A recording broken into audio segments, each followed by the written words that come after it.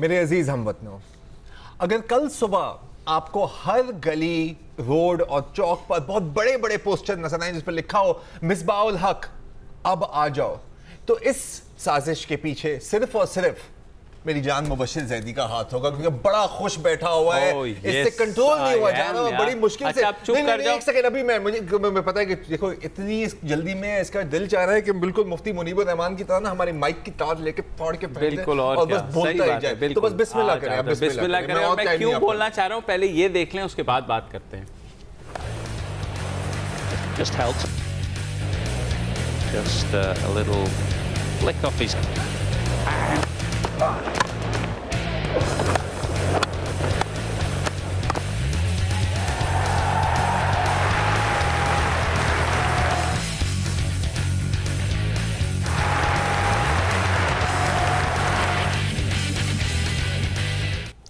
जी जनाब, अब तो आपको समझ आ गई होगी। और मैंने लड़के बल्कि इतना झूठ, इतनी गलत बयानी यार। मैंने कहा था कि यार नहीं, आपका मैं दिल खुश कर देता हूं आज, क्योंकि वैसे भी तुम्हारे पास सही बात। लेकिन मिसबा की ये जो आज की सेंचुरी है अगेंस्ट ऑल ऑड्स बनाई, और हमेशा से ही पाकिस्तान के अब वो सबसे सक्सेसफुल कैप्टन हैं। 10 सेंचुरियाँ बना चुके हैं, जिसमें से 8 उन्होंने बहैसियत कैप्टन बनाई हैं। पाकिस्तानी टीम जब 2010 में स्पॉट फिक्सिंग के बाद बिल्कुल नीचे चली गई थी, कोई उम्मीद नहीं थी, तो मिसबा की कप्तानी में आहिस्ता आहिस्ता करते करते अब हम नंबर 3 पर हैं टेस्ट रैंकिंग्स में, और अगर इंग्लैंड को हरा देते हैं सीरीज़ में तो नंबर 1 पे आ जाएंगे, जो कि बिल्कुल अनथिंकेबल है। और ज़ाहिर है आम ज़िंदगी में हम मसीहा ढूंढते रहते हैं कि मसीहा कहाँ है, क्या करेगा, कहाँ से आएगा। तो मिसबा ने एज अ लीडर कम से कम ये तो साबित कर दिया है कि अगर साबित कदमी से कोई भी काम किया जाए ये चीज़ तो हर चीज़ मुमकिन है। और पाकिस्तानी टीम अभी जब इंग्लैंड गई थी, आमिर का तो प्रॉब्लम था ही कि वहाँ पे था कि मीडिया बहुत टफ टाइम देगा, पाकिस्तानी टीम अंडर प्रेशर होगी। और फिर इंग्लैंड में, और मुझे याद है आज सुबह जब मिसबा ने टॉस जीतकर बैटिंग का फैसला किया तो तमाम क्रिकेट एक्सपर्ट्स ने तबर्रा भेजना शुरू कर दिया। उन्होंने कहा ये क्या कर दिया आपने, मतलब ये तो इंग्लैंड में जहाँ बिल्कुल एक्सपर्टाइटिस हो गए, उन्होंने कहा जी ये तो सारी जिंदगी उसने इतना गलत फैसला नहीं किया होगा। मतलब बिल्कुल, बस अब तो मुझे लगा कि सिकंदर बख्त और वो डॉक्टर जो है ना, वो डॉक्टर डूम्सडे डॉक्टर जो है, उनमें कोई फर्क नहीं है। बिकॉज उन्होंने कहा ये क्या कर दिया यार, मैंने तुम्हें कितना समझा के भेजा था, लेकिन मैं हर रोज तुम्हें समझा रहा होता हूँ यार, तुम सुनते ही नहीं। एग्जैक्टली। और उन्होंने कह दिया कि जी अब तो 100 भी नहीं कर सकेगी हमारी टीम, बहुत हुआ 150 पे आउट हो जाएगी। 100 की आपने बात की ना यार, तो एक मैंने बड़ी मुश्किल से मतलब कुछ स्टैटिस्टिक मैंने भी निकाली, मुझे वैसे कोई पता नहीं होता। सचिन तेंदुलकर ने भी लॉर्ड्स पे सेंचुरी नहीं मारी। बिल्कुल। Ponting, Lara no, Misbah yes, मर्द मोमिन मर्द हक, मिसबाउल हक। Thank you. और मैं आपको शामिल करने की कोशिश कर देखिए, मुझे ऐसा 82 साल पहले किसी साहब ने अपने 40s में लॉर्ड्स में सेंचुरी मारी थी। अच्छा। और मिसबा 42 इयर्स के हैं, 45 डेज के, और वो बिल्कुल और मैं भी 10 पुशअप्स लगा सकता हूं। बिल्कुल इस तरह के नहीं लगा सकते जिस तरह उन्होंने लगाया है। और बिल्कुल सोशल मीडिया पे ये वायरल हो चुकी है जो उनकी 100 है, एवरीवन इज सेलिब्रेटिंग। बहुत कम ऐसे मोमेंट्स आते हैं कि हम जो है बिल्कुल सिनेरियो से निकल के कुछ कहें कि किसी चीज़ को सेलिब्रेट करें, तो let's celebrate with us. Social media की बात की ना, तो इस पर मैं थोड़ी सी बात कर सकता हूँ, इतनी में है नॉलेज। आपने बात की कि यार सोशल मीडिया पे वायरल हुआ है। अच्छा, मिसबा अभी #मिसबा टॉप ट्विटर ट्रेंड है पाकिस्तान की, और सब कुछ छोड़ दो, जितनी बात उसकी बैटिंग पर हो रही है उतनी उसकी दाढ़ी की स्टाइल पर हो रही है। बिल्कुल, क्योंकि क्या स्टाइल की दाढ़ी है, इतने स्टाइल की दाढ़ी है कि ट्विटर पर एक अकाउंट बन गया है मिसबाज बियर्ड।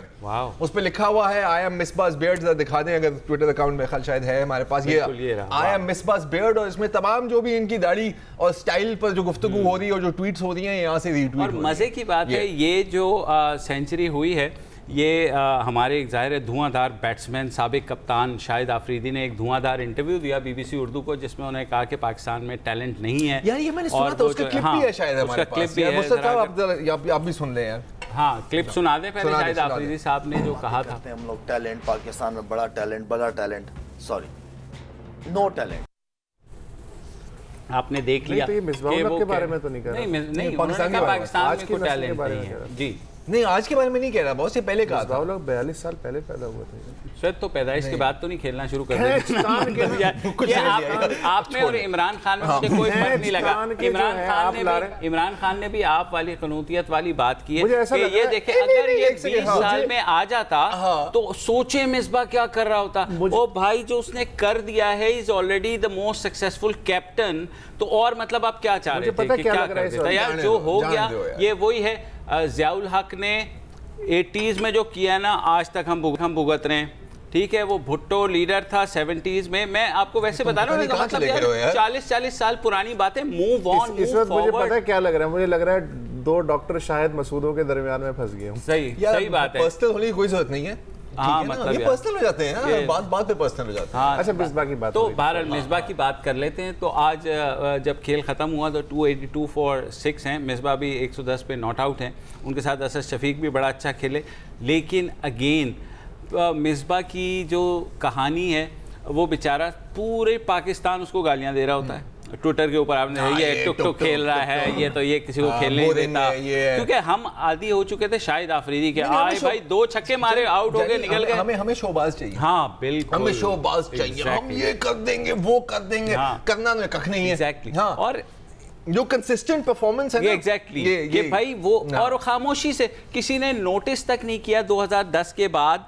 और मुझे पहली दफ़ा याद है कि 2014 में एक स्टोरी छपी गार्डियन में, वो भी अच्छा कि जी पाकिस्तान का एक ऐसा कैप्टन है जो कि अपनी टीम को आहिस्ता आहिस्ता लेकर के टॉप की तरफ ले गया है।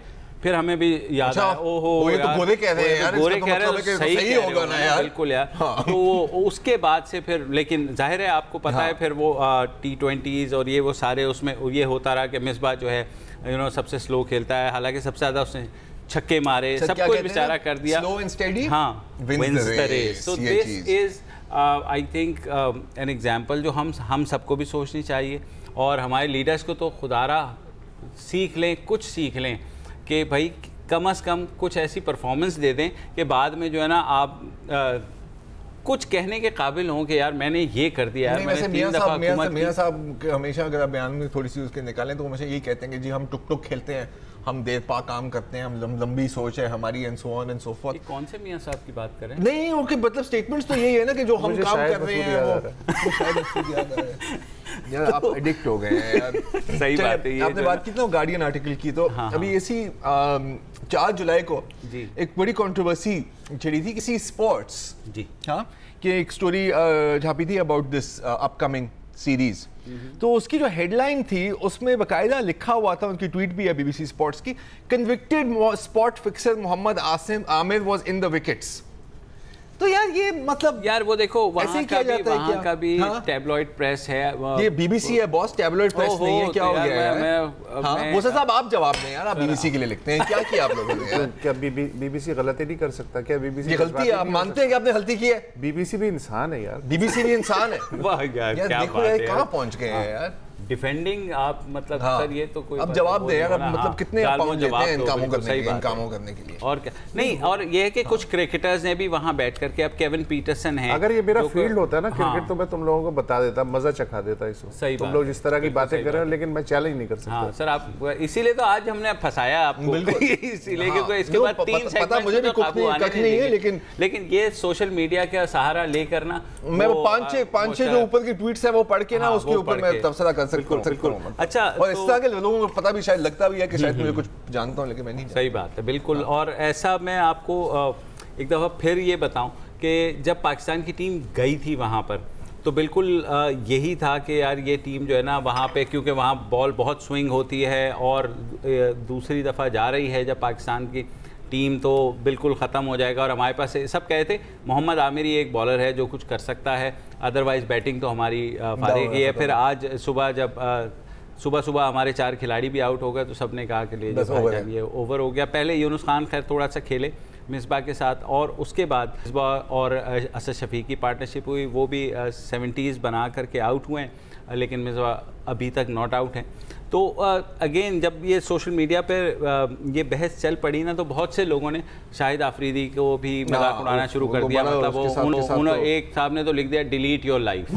मतलब तो वो ऑब्वियसली, क्योंकि जाहिर है गमो गुस्सा तो है कि शाहिद आफरीदी ने ऐसा कहा है कि यार टैलेंट नहीं है हमारे पास यार, कोई टैलेंट बात करते हैं, गलत बात सर। टैलेंट है या नहीं, आप ये इस पे तो कुछ कह सकते हैं। देखना ये है कि मिसबाउल हक दो किस्म के अगली बारी में भी अपनी इस परफॉर्मेंस का मुजाहरा करते हैं या नहीं है। वो एक जो थका हुआ मुबस्सिर होता है ना, बिल्कुल सड़ा हुआ, जो साइड पे बैठा हुआ होता है, कम से कम मैं उसकी एक्टिंग तो कर ही सकता हूँ। Please allow me. नहीं, टैलेंट की बात करें ना, टैलेंट है हम लोगों में यार। मैं क्रिकेट के बारे में नहीं भाई, टैलेंट के बारे में बात हो रही है। टैलेंट किसी भी किस्म का टैलेंट हो सकता है। ये तो बड़ा स्वीपिंग रिमार्क था ना शाहिद आफरीदी का। तो आपसे स्वीपिंग आंसर लेना है। टैलेंट नहीं है, हाँ। अगर टैलेंट नहीं है तो आप क्यों बाहर बैठे हुए भाई? आपको साइड पे क्यों किया गया है?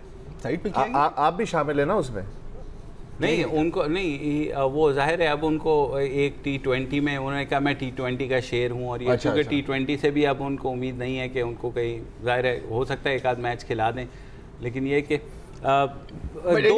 दो हमारे पास कैप्टन्स जिनको पैरेलल ड्रॉ किया जाता है कि एक शाहिद आफरीदी है जो आते हैं, एक बॉल पे छक्का लगाते हैं, अगले पे आउट हो जाते हैं, हाँ। और एक मिसबा है जो कंसली खेलते हैं। अब हमारा क्योंकि मिजाज जो है वो मुजाहिदाना है कि बस बेतेग भी लड़ता है सिपाही, तो हम तो बस कहते हैं ना कि और उम्मीद है कि आइंदा भी आप मिसबा की तारीफ करते रहेंगे, कता नजर इसके कि नताइज क्या निकले। सर जब उसको गालियां भी पड़ रही थी ना तब भी बात सही है सर, ये बात सही है, कंसिस्टेंट रहे, कंसिस्टेंट रहे, और मैं इसकी गवाही देता हूं। अपने हीरोज को, अपने कम से कम उन हीरोज को जो इक्का दुक्का बच गए हैं, जो आपको कुछ खुशी दे सकते हैं या कुछ आपको आगे लेकर के जा सकते हैं, तो कम से कम उनका मजाक ना उड़ाएं, उनकी रिस्पेक्ट करना सीख लें। बाकी ब्रेक ले ले यार। और ये कि एज वेज से कुछ नहीं होता, आदमी चाहे तो कारनामा कर सकता है। बिल्कुल ब्रेक ले ले, सही बात है, ब्रेक ले लेंगे। ब्रेक का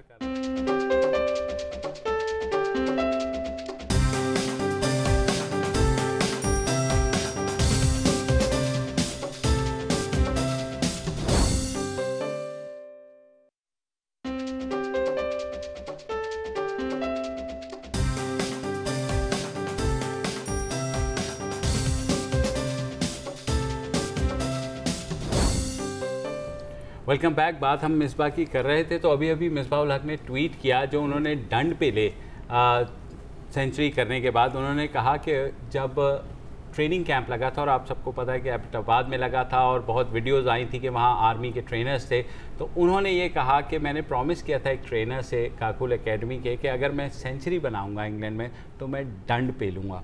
और and this means thank you Raheel Sharif. Thank you. दूसरी एक और खबर आई है, वो भी ट्विटर में देख रहा था कि मिसबाउल हक का कहना है कि जो सेंचुरी अपनी वाइफ को डेडिकेट कर दिया है, क्योंकि वो जब भी मैच खेल रहे होते हैं, मिसबाउल हक का कहना है कि वो रोजे रखती है जब भी इनका मैच होता है। अच्छा। तो अपनी वाइफ को डेडिकेट किया है, और अपने फैंस को जो हमेशा मुझे बैक करते हैं, तो ये खुश हो जा, खुश हो जा। मतलब प्राउड ऑफ हिम यार। और दूसरा एक चीज़ और, उनकी वाइफ की सेल्फी भी उन्होंने अपनी पोस्ट की है। तो अभी इट्स ऑल हैप्पीनेस। बहरहाल काकुल एकेडमी से चलते हैं आर्मी, और आर्मी से हमें जाना पड़ेगा पोपा जो है, क्योंकि प्रोटेक्शन ऑफ पाकिस्तान वो 2 साल के लिए बना था, 2 साल ख़त्म हो गए, पोपा भी ख़त्म हो गया, स्पेशल कोर्ट्स भी ख़त्म हो गई। और ख़त्म हो गई से मुराद ये है कि उनकी ज्यूरिसडिक्शन और तमाम लॉ इन्फोर्समेंट एजेंसीज़ की वो पावर जिसमें वो 90 दिन के लिए उठा लेते थे विदाउट एनी क्वेश्चन, वो भी ख़त्म हो गई हैं। उसके बारे में कहा यह जा रहा है कि पहले ये कहा जा रहा था कि ऑर्डिनेंस ला करके इसको 1 साल के लिए एक्सटेंड कर दिया जाए, लेकिन अब ताज़ा तरीन इत्तलात ये हैं कि वज़ीर आज़म नवाज़ शरीफ ने कहा है कि पहले आप तमाम सियासी जमातों से मुशावरत कर लें। इंटीरियर मिनिस्टर को उन्होंने हिदायत दी है, उसके बाद देखते हैं कि इसमें एक्सटेंशन होनी है या क्या बड़ा मसला है, हो जाएगा एक्सटेंड, कभी ना कभी नहीं भी हुआ तो कौन सी लीगैलिटी को कभी किसने कोई देखा है। खुसूसी अदालतें इस वक्त जो बनी हुई हैं या मुकदमा ज़ेर समात हैं, मेरा ख्याल है कि ये तो चलते रहेंगे ना। वो तो ख़त्म नहीं हुए, नए मुकदमे अलबत्ता जब तक रिन्यूअल नहीं होता वो है। और 2-3 वादे भी हुए थे प्रोटेक्शन ऑफ पाकिस्तान एक्ट में, मसलन ये कि एक प्रोसिक्यूटिंग एजेंसी बनाई जाएगी जो तहकीकाती एजेंसियों को इजाफी रहनुमाई भी देगी और शेड्यूल्ड जो ऑफेंसेस हैं उनको प्रोसिक्यूट भी करेगी और प्रोसिक्यूटर जनरल इसका सरबराह होगा। मेरा ख्याल है कि प्रोसिक्यूटिंग एजेंसी भी नहीं बनी और प्रोसिक्यूटर जनरल भी नहीं हुआ। इसके अलावा बहुत सी चीज़ें थी, विटनेस प्रोटेक्शन, और आपको याद है कि उन्होंने कहा विटनेस प्रोटेक्शन के लिए विटनेसेस की जो है ना वो जो स्टेटमेंट्स हैं वो ऑनलाइन रिकॉर्ड स्काइप के थ्रू रिकॉर्ड की जाएंगी। वो सारी चीज़ें जो है ना वो कुछ भी मटेरियलाइज नहीं हुआ और 2 साल गुजर गए। तो इट शोज़ के हम एक्ट भी जब बनाते हैं तो कुछ सोच के तो नहीं मतलब बनाते। अच्छा, और अगर वाकई सियासी हुकूमत, ये तो उसका काम है ना, उसी एग्जीक्यूटिव पार्लियामेंट का काम। तो ये अगर इतने ही इनमें एक जोश होता कि यार कुछ करना है या तो इसे ख़त्म करना है या इसको एक्सटेंड करना है, तो जाहिर है कि ये एक्सरसाइज 1-1.5 महीने पहले शुरू होती है, सलाह मशवरे शुरू होते हैं। चले हुकूमत को आप जो मर्जी गालियाँ दे लें, हिज़्ब इख्तिलाफ के लिए भी कोई ज़्यादा अट्रैक्शन नहीं है मुझे लगता है। प्रोटेक्शन ऑफ पाकिस्तान एक्ट में उनके लिए पहले पनामा फिर पोपा, आखिर में भी पनामा, इसलिए कि उनमें से भी किसी ने ये नहीं उठाया सवाल आज से पहले कि जी इसका क्या करना है, अब क्या होगा। इसलिए ये भी चैनलों ने सवाल उठाया। सही बात है, वो तो उनके बेनिफिट में जाती है ना। दो जिस तरह पीपल्स पार्टी और MQM यहाँ पर हैं तो उनको तो है कि अच्छा है यार इससे जान छूटे तो 90 दिन की डिटेंशन निकाल लो। तो अपोजिशन का देखें ना, इमरान खान साहब हैं वो उनको हमेशा देर कर देता हूँ। हाँ, तो वो उस वाले मोल्ड में रहते हैं। मगर एक जो पैरेलल सिस्टम फौजी अदालतों का चल रहा है वो तो चलता रहेगा। हाँ, वो चल नहीं, मिलिट्री कोर्ट्स तो बनी हैं, लेकिन थोड़ा सा इसको मैं हमारी मेन खबर से लिंक करूं, वो क्या है। तो यहाँ पर भी पोपे में भी मतलब शायद अफरीदी वाला काम किया ना कि एक छक्का मार दिया पोपा बना दिया आपने, लेकिन वो follow through consistency Misbah style वाली हमने नहीं देखी। लेकिन इसमें अगर आप देखें देखें थोड़ा सा, again I agree with you to an extent कि हमने छक्का मारा लेकिन वो छक्का भी बाउंड्री तक नहीं पहुंचा ना। मसला ये हुआ कि हमने कराची में या जहाँ पर भी हज़ारों अफराद गिरफ्तार किए, ठीक है, उसमें से 75 to 80% रिहा हो गए, ठीक है। उनके मुकदमात किसी भी वजह से, अभी तक आपको याद होगा कि जब से ये हुकूमत आई है या उससे पहले से एक बात चल रही थी कि एक इंटेलिजेंस नेटवर्क बनेगा, डायरेक्टरेट बनेगा, जिसमें अभी पिछले महीने मैंने कुछ खबरें पढ़ी कि भाई लोगों ने अपने नाम सजेस्ट कर दिए हैं। चलो बहुत तो यानी कि गोइंग फॉरवर्ड ऐसा कोई चांस है कि कोई ऐसा इंटेलिजेंस डायरेक्टरेट बनेगा। ये भी मुझे पता है कि इस्लामाबाद में ISI के हेडक्वार्टर के साथ एक बिल्डिंग भी ले ली गई है कि जहाँ पर ये बैठेंगे और सारे इंटेलिजेंस वाले जो हैं वहाँ पे कोऑर्डिनेट करेंगे। So at least something is happening. लेकिन मैं सिर्फ ये कहता हूँ कि पार्लियामेंट जब ये लॉ बना रही थी तो उनको भी एग्जैक्टली पता था कि 2 साल हैं और जिन हालात में ये बना, ज़ाहिर है APS अटैक के बाद एक रिजॉल्व था कि टेररिज्म को बिल्कुल हमने ख़त्म करना है। लेकिन जो बाद में हमने देखा उसमें ये हुआ कि डायरेक्शंस कहीं और चली गई। कुछ ये तो है। अब देखिए पता है, मतलब आप कभी न्यू ईयर रेजोल्यूशन बनाते हैं, कभी ना कभी तो बनाई होगी। हाँ, कभी बनाई होगी। एक किसी रेजोल्यूशन पर आप पाबंद रहे हैं अपनी पूरी जिंदगी में।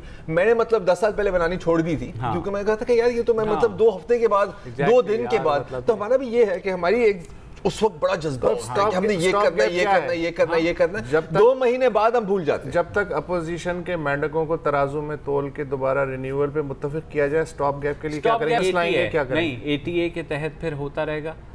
दरमियान में जो भी होगा वो एंटी टेररिस्ट एक्ट जो है वो उसके थ्रू जो है ना ये सारी चीज़ें होती रहेंगी। लेकिन आई थिंक ये प्रॉब्लम होगी, शायद political parties would not agree to it primarily because Karachi में जो है कराची के हवाले से जो दोनों पार्टीज जो हैं वो एक मेज पे थोड़ी बैठ के डिस्कस करेंगे। और ये है कि पीपल्स पार्टी और MQM शायद नहीं चाहेगी या नहीं सपोर्ट देगी, और ये इंडिकेशन इस वजह से है कि अगर ऑर्डिनेंस आकर के इसको कंटिन्यूएशन करनी होती तो रात को ऑर्डिनेंस आ जाता और फिर प्राइम मिनिस्टर ये ना कहते कि भाई तमाम पार्टी से बात कर लो, कंसेंसस होगा। ज़ाहिर है कंसेंसस भी ज़रूरी है, लेकिन तो अगर आप ये समझते हैं कि नेशनल एक्शन प्लान की जो बोगी है वो रोडी जंक्शन पे खड़ी हो गई है।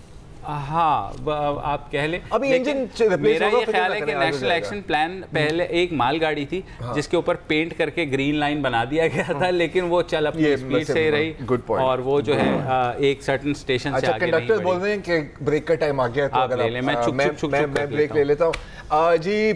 पोपा भी वापस आ ही जाएगा कभी ना कभी, और हम भी इस ब्रेक के बाद आपकी खिदमत में दोबारा पेश होंगे। देखते रहिए डॉन न्यूज़।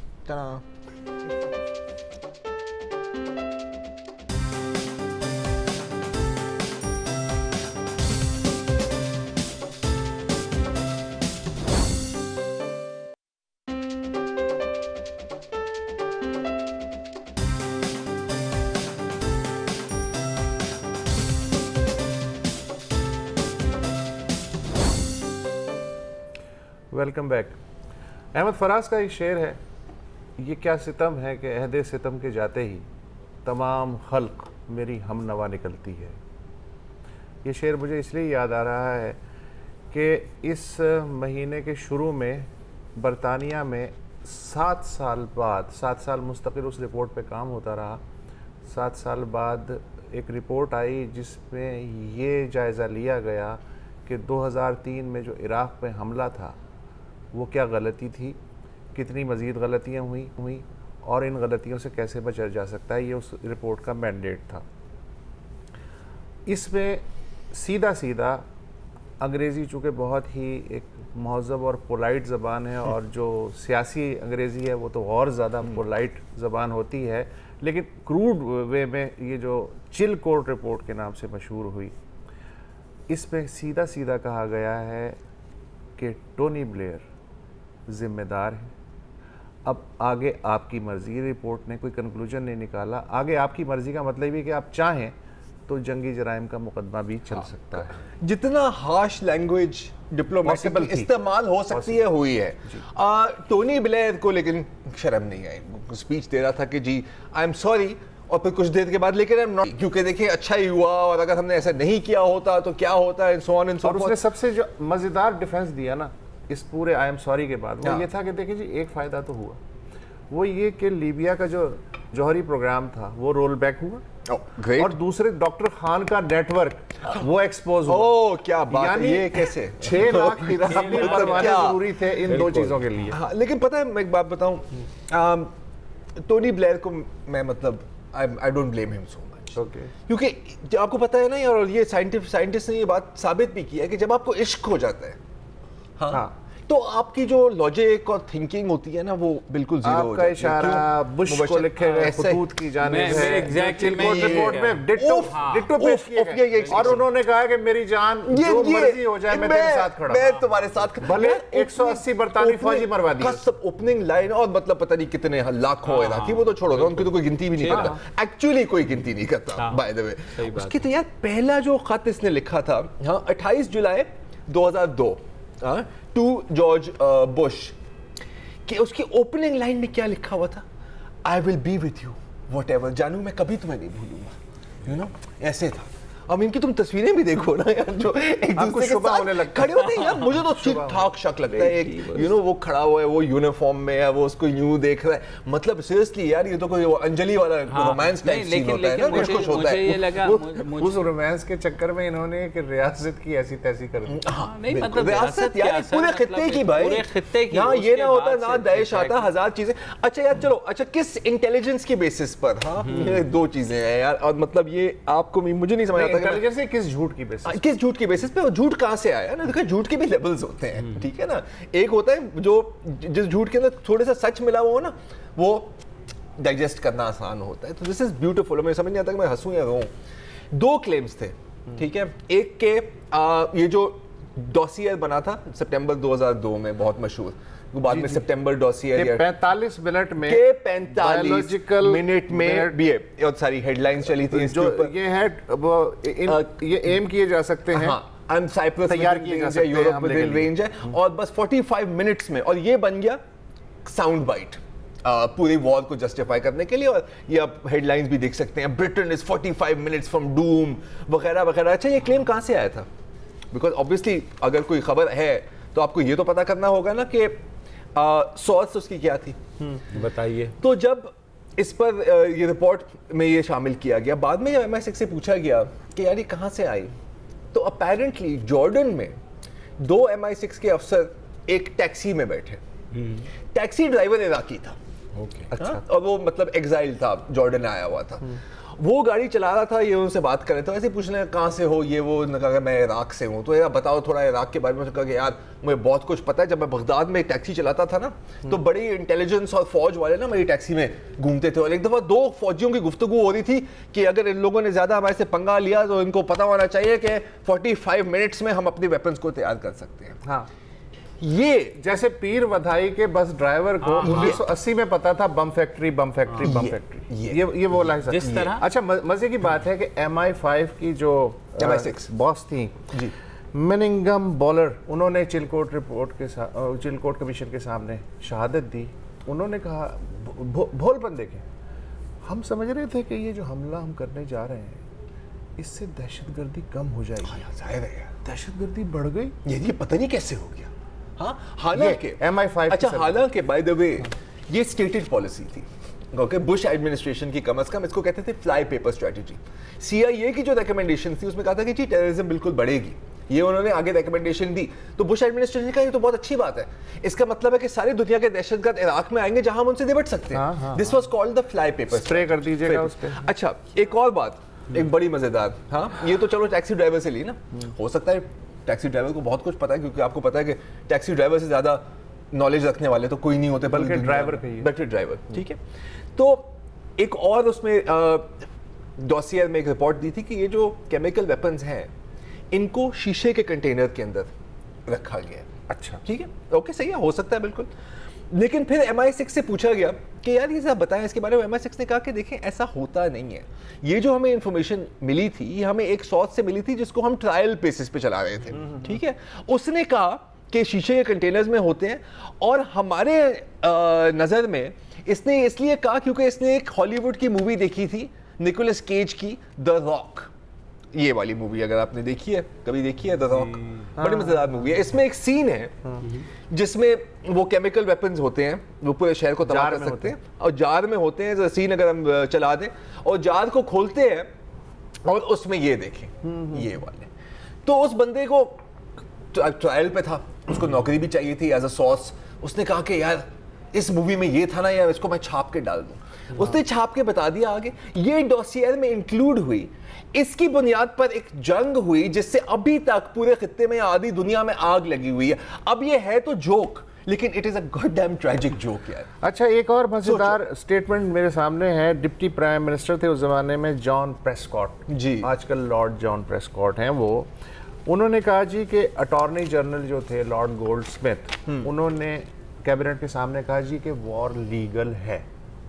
ये ज़बानी उन्होंने कहा, हमें कभी भी रिटर्न में उन्होंने लिख के नहीं दिया। अच्छा, मतलब टिकट पे चला था। अच्छा, ये बात जॉन प्रेस्कॉट 12 साल तक अपने सीने में दबा के बैठे रहे, और अब है ना, हाँ। और अब जब रिपोर्ट आ गई तो उन्होंने कहा कि मुझे इतना दुख है कि मैं कब्र में ये दुख अपने साथ लेके जाऊं। ये देखें ना, बिल्कुल जिस तरह पता नहीं कितने लाख। अच्छा, लेकिन एक बात है, आप अपने कब्रों तक ले गए। एक बात है, कम से कम बरतानवियों ने एतराफ तो किया सरकारी तौर पे कि उनसे क्या क्या गलतियां हुई। अमेरिका जो है, नहीं, अमेरिकी एडमिनिस्ट्रेशन एस्टेब्लिशमेंट, उसको ये मेरा नहीं ख्याल कि उनके यहाँ ये ऐसी कोई रिवायत है।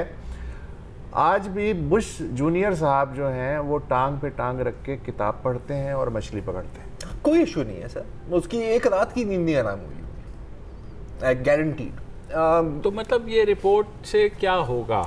यार देखो, ज्यादा कुछ होगा तो नहीं, क्योंकि लेकिन हिस्ट्री करेक्ट हो जाएगी। नहीं, हिस्ट्री करेक्ट हो जाएगी, चले। I mean it is cold comfort, इसको कहते हैं कोल्ड कंफर्ट। सर, तो ये सब का क्या होगा? अच्छा, उस वक्त BBC, लेकिन मुझे एक और हैरत भी है, ब्रिटिशर तो कोई नहीं जाएंगे इंटरनेशनल क्राइम कोर्ट में, ठीक है, बाकी जा, लेकिन जो है आलम इस्लाम 55 ममालिक जिसमें इराक भी शामिल है, कोई तो आजा खटखटाता दी हेग जाके इंटरनेशनल क्राइम कोर्ट का कि भाईजान ये चिलकोट रिपोर्ट की रोशनी में जरा बताइए कि करना क्या है। आई थिंक कुछ करेंगे, लेकिन रियासत नहीं करेंगे। हाँ इंडिविजुअल्स हो सकता है कि नहीं, लेकिन उसमें तो इंडिविजुअल्स जा नहीं सकते। नहीं बट लेकिन पिटीशन आईसीजे नहीं, ऐसा नहीं, उसमें स्टेट जाती है। तो फिर तो किसी ने स्टेट जाती है ना, फिर किसी, जैसे बॉस्निया का जो केस था वो यूनाइटेड नेशन के थ्रू गया। ओके, इन दैट केस पर ये भी रुवांडा का केस भी होगा क्या मैक्सिमम, और ये भी मतलब ज्यादा मेरा ख्याल है यूरोप में ही होगा कि अगर ये कहीं जा रहा होगा तो मुजाहिरीन आ जाएंगे और कोई इसको मतलब मॉक अरेस्ट, सिटीजन अरेस्ट करने की कोशिश करेगा कि तुम वॉर क्रिमिनल हो, लेकिन इस तरह की चीजें। लेकिन ये हो सकता है, मतलब जाहिर है कि लीगल ओपिनियन लेनी पड़ेगी। ब्रिटिश सिस्टम में कोई इंडिविजुअल अगर कोई रिट दाखिल कर दे पॉसिबल, तो फिर पॉसिबल है कि प्रोसिक्यूशन शुरू हो। हाँ, मे बी आगे कोई एडमिनिस्ट्रेशन में, यू राइट, क्योंकि ब्रिटेन में एक जाहिर है वो लाए। लेकिन अगेन जो मेन इसके जिम्मेदार है जॉर्ज बुश साहब, उनको तो कुछ होगा नहीं। तो ये तो टोनी ब्लेयर, तो वो जाहिर है आपको भी याद होगा जो कार्टून छपे थे वो पूडल वाले और वो तो सारे, मतलब इस लव स्टोरी की हैप्पी एंडिंग नहीं है।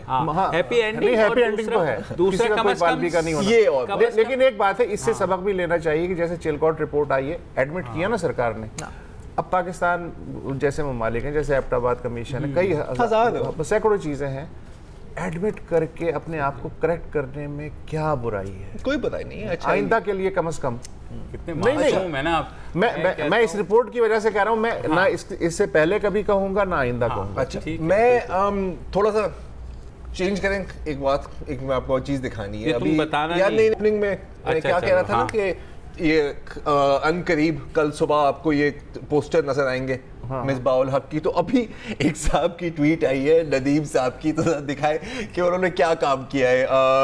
पोस्टर बना दिया है सर, ये देखें, ये देखें यार, ये चीज। हाँ, फिर आप कहते हैं पाकिस्तानी सुस्त हैं। मैं कब कहता हूँ? आप कहते हैं कि टैलेंट नहीं है। और ये वाकई मुझे लगा कि ये पोस्टर अच्छा, अब ये पोस्टर होना चाहिए ना। अब ये पोस्टर अच्छा लग रहा है। अच्छा क्यों लग रहा है? अच्छा लग रहा है पोस्टर, ये तो है ना वो नहीं यार देखें, ये मुझे ये अच्छा लग रहा है, आपको भी लग रहा है? मुझे भी अच्छा लग रहा है। और ज़रार को लेकिन नहीं लग रहा। नहीं, मुझे तो बहुत अच्छा लग रहा है यार। गुड यार, दैट्स इंट्रो मैंने दिया था यार। अच्छा, एक चीज बस मैं कहना चाहूंगा। अच्छा, ये पोस्टर उन्हें भी अच्छा लग रहा होगा जिन्होंने ओरिजिनल पोस्टर बनाया था, इसलिए कि इत्तलात के मुताबिक उनके खिलाफ कोई केस वेस इस्लामाबाद में कोई वो इस्लामाबाद थाना सेक्रेटेरिएट में। सर लेकिन अगेन गेटिंग बैक टू जिन पब्लिकेशंस ने न्यूयॉर्क टाइम्स से लेकर के और उन्होंने ये सारा जो वेपन्स ऑफ मास डिस्ट्रक्शन वाली एक्सक्लूसिव जो है ना, एक्सक्लूसिव और इन्वेस्टिगेटिव जो यार, कॉलिन पावर जैसा जर्नल, हाँ, उसने जो तस्वीरें दिखाई हैं, चम्मच लेके खड़ा हुआ, ये मोबाइल जो है वो लैब्स हैं बायोलॉजिकल वेपन्स की और न्यू उसकी केमिकल वेपन्स की जो है। और उसके बाद कह रहा है यार मेरे नाल तुसी चंगी नहीं की थी। मतलब इतनी बड़ी उसको तो मामू बना दिया, इतना बड़ा मसैकर हुआ और सारा कुछ ये करके कि अब दुनिया में कोई भी अगर ऐसी बात होती है तो कोई यकीन नहीं करेगा किसी भी मुल्क के बारे में, अगर करके इंटरनेशनल कम्युनिटी चढ़ दौड़ करना भी नहीं चाहिए। हाँ, करना भी नहीं चाहिए, बिल्कुल सही बात है, करना भी नहीं चाहिए, बिल्कुल करना। लेकिन ये मेरे ख्याल में हमारे मुसलमान मुल्कों को भी ये बात सोचनी चाहिए, जो हमेशा क्या मुसलमान मुल्कों में किसी ने चिलकोट रिपोर्ट पढ़ी भी नहीं लेकिन हमारी तरफ जैसे ही अगर अमेरिका वो देखता ना तो हम यूँ फौरन कर देते हैं कि ये तो वो मुसलमान ममालिक जो दूसरे की तरफ इशारा करवाते हैं ना कि भाई फिलहाल इनसे निपट ले। अब मुझे समझ आ रही है। हाँ, पहले मैं बिल्कुल समझ नहीं आई। तो वो जो है वो भी हमें मिलके सोचना चाहिए कि जनाब एक जाएगा तो नंबर हमारा भी आएगा। तो ब्रेक ले लेते हैं क्योंकि फ़लसफ़ा ज़्यादा हो गया और जो है ना ख़त्म हो गई है। एक्साइटिंग जो है एक बड़ा सेगमेंट मेरा भाई ज़रार आप लोगों के लिए लेके आए हैं, खेलने के बहुत शौकीन हैं, देखिएगा ज़रूर। मिलते हैं इस ब्रेक के बाद।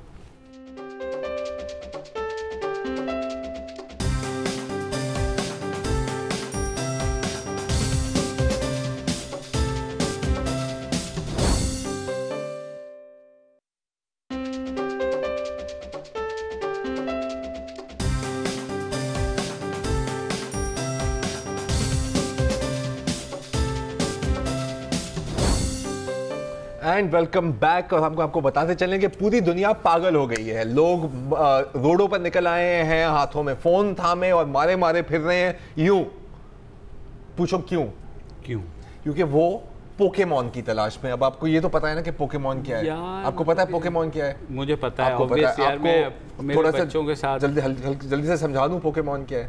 बेसिकली 1990s में एक गेम शुरू हुई थी जापान में और बहुत पॉपुलर थी। वो एंग्री बर्ड पोर्ट्रे कर रहे हैं, लेकिन हाँ वो मुझे हमेशा एंग्री बर्ड ही है, छोड़ देने। और ये 6 मिनट बोलेंगे यार, एक सेकंड ना यार, कभी let me finish with this ना, फिर बाद में आप जो भी इस पे कमेंट करें। पोकेमॉन बेसिकली एक फैंटेसी क्रीचर्स टाइप हैं, कोई रैट टाइप है, कोई स्नेक है, कार्टून टाइप है। तो इनकी ट्रेडिंग गेम होती है, कार्ड्स होते हैं, फिर लोग कलेक्ट करके एक दूसरे के साथ मुकाबले करते हैं और फिर बहुत पॉपुलर हो गई, वीडियो गेम्स बनी इसके ऊपर, टीवी कार्टून्स बने और एक बड़े एक फेमस कैरेक्टर था इसका, पिकाचू। आपने शायद देखा हो हर स्कूल बुक्स पे। Okay never mind, I move on. ठीक है, ये पिकाचू, ये देखा है आपने कभी वुसत साहब? भाई मैंने कार्टून देखे। आपने कहीं तो देखा होगा वुसत साहब? देखे, Tom and Jerry. Okay never mind, ठीक है, जनरेशन गैप। पॉइंट इज के अब एक नई गेम आ गई है, पोकेमॉन गो। वो है एंड्रॉयड और आईफोन्स के लिए, ठीक है। उसमें आप ऐप डाउनलोड करते हो और जीपीएस के जरिए आपको बताया जाता है कि यार चले आप इस खयाबान पे खड़े हुए हैं, तो आपके 2 लेन दूर एक पोकेमॉन है, उसको आप जाके पकड़ो। तो फिर आप घर से निकलते हो, फोन के कैमरे में इसको आप कैप्चर करते हो पोकेमॉन को, इसकी तस्वीर खींचते हो और वो फिर पोकेमॉन आपका हो जाता है। ठीक है, कुछ समझ आई आपको? इसको कहते हैं ऑगमेंटेड रियलिटी। हाँ, हो जाता है, ठीक है।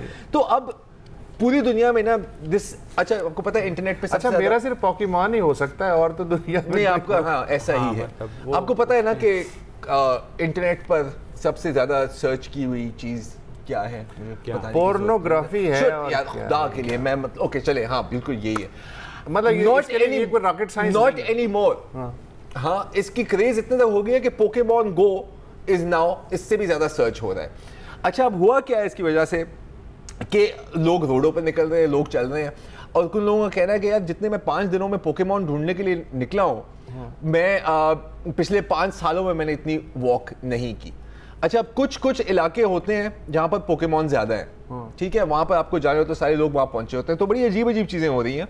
एक टीवी शो, एक न्यूज बुलेटिन में वेदरमैन रिपोर्ट दे रहा था, ये आपको दिखाते हैं स्क्रीन पर। वेदरमैन रिपोर्ट दे रहा था तो दूसरी जो एंकर है वो अपनी तलाश पोकेमॉन की तलाश में लाइव बुलेटिन में उसके सामने से गुजर गई। ठीक है, एक तो ये हुआ है। दूसरा है कि रेस्टोरेंट्स और दुकानों की ईद हो गई है, क्योंकि लोग पोकेमॉन ढूंढने के लिए निकले होते हैं, रोडों पे भूख लगती है, जाके रेस्टोरेंट में जाके खाना खा लेते हैं। ये 2 चीजें हुई हैं। एक मुजरिम भी पकड़ा गया है, क्योंकि 2 यूएस मरीन्स थे, वो पोकेमॉन ढूंढने निकले, उनको लगा कि यार ये बंदा मशकूक है, पुलिस को कॉल किया तो पता लगा कि वो इश्तेहारी था, क्योंकि उनका पोकेमॉन चुरा के ना भाग। ये भी हो सकता है। एक वैसे बंदा भी पकड़ा गया है बेचारा, अच्छा, कि वो अपनी एक्स गर्लफ्रेंड के घर गया हुआ था, अपनी मौजूदा गर्लफ्रेंड को बताए बगैर। वहां पर उसको एक पोकेमॉन नजर आ गया अपने फोन में, उसने पोकेमॉन को कैप्चर कर लिया। जब वो घर गया तो उसकी गर्लफ्रेंड उसके फोन को देखी थी, उन्होंने कहा तुम उसके घर में क्या कर रहे थे, वहां पे तुम्हें पोकेमॉन कैसे मिला? तो बेचारा बस। लेकिन ये पोकेमॉन पकड़ने के बाद करते क्या है? या फिर आप एक दूसरे के साथ मुकाबले करते हो, जैसे इसने एक पोकेमॉन पकड़ा हुआ है, आपने कोई और पोकेमॉन पकड़ा हुआ है। फिर पोकेमॉन जिम्स हैं, ठीक है, बकायदा जाके वहां पे आप लड़ाई कर सकते हो दूसरे पोकेमॉन्स के साथ। यहाँ तक हो गई एक बंदे ने अपनी गाड़ी भी क्रैश कर दी है पोकेमॉन तलाश करते होते ऑन द रोड। और पाकिस्तान में भी बाय द वे लोग पोकेमॉन तलाश कर रहे हैं। कराची में जमजमा पार्क पे एक पोके स्टॉप है, सुल्तान मस्जिद एक पोके स्टॉप है, और इस्लामाबाद में आपको पता है कौन सी जगह पे भी है? रेंजर्स हेडक्वार्टर पे भी है, 90 पे भी है। नहीं, वहाँ पे नहीं है पोकेमॉन, वो वैसे पहले से अंदर है 90 दिन के लिए। आपको पता है इस्लामाबाद में मेन पोकेमॉन का मरकज क्या है? कहाँ? लाल मस्जिद। नहीं यार, मजाक के अलावा। अच्छा, मजाक के अलावा तो यस, वहाँ कितने पकड़े जा सकते? वहाँ पर आई डोंट नो सर, जाके देखना होगा, मैं खुद नहीं खेलता ये गेम। वहाँ के जो आपको समझ में आया असली पोकेमॉन नहीं पकड़े गए तो आप पोकेमॉन की कैसी बातें कर रहे हैं? आपको लेकिन मुझे ये समझ आया कि हमारे और आपके ज़माने में वो मोनोपोली होती थी ना, जिसमें आप ये भी खरीद लेते थे, वो मेफेयर स्ट्रीट खरीद ली, आपके ज़माने में मतलब हम दोनों तो आप तो यंग हैं ना, मैं तुम्हारे से छोटा कम, आपसे छोटा हूं, तुम्हारे से छोटा नहीं। और ये लो ये 4 पोकेमॉन पकड़ लो और खुद कैप्चर करके ना ये रखो। इसी के साथ ही ये प्रोग्राम इख्तिताम पज़ीर होता है। मुझे मुबश्शिर और पोकेमॉन को इजाजत दीजिए, कल फिर मिलेंगे। कल आपका दिन है, एक सेकंड इसके रिक्वेस्ट चाहिए कि पुशअप्स कराने हैं। मैं सर पुशअप